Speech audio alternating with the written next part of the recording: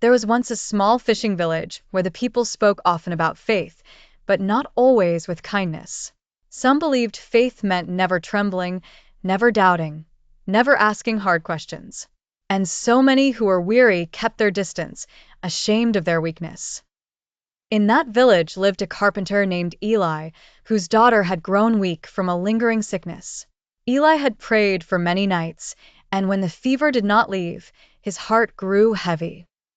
One morning he heard that a healer was passing through the nearby road, and the town quickly filled with hope and noise.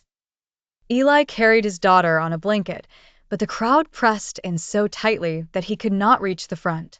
Men with stronger voices told him to wait his turn, to have more faith, to stop troubling the teacher.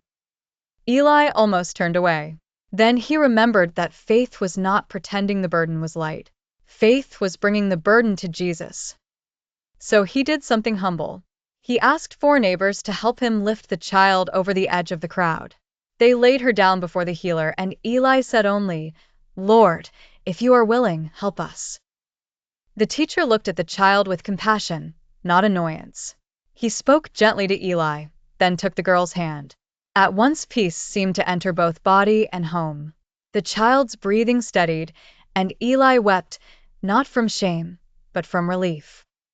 But the story did not end there. That evening, a storm rose on the lake, and several who had watched the healing were caught in fear. The wind shook their boat, and the waves rose high.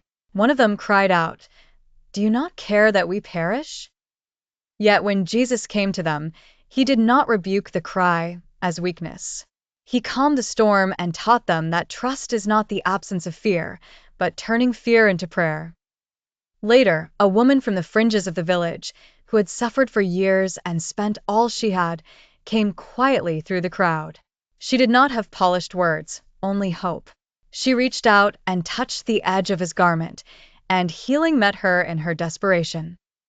Still another father came with a son in torment and said with tears, "I believe, help my unbelief."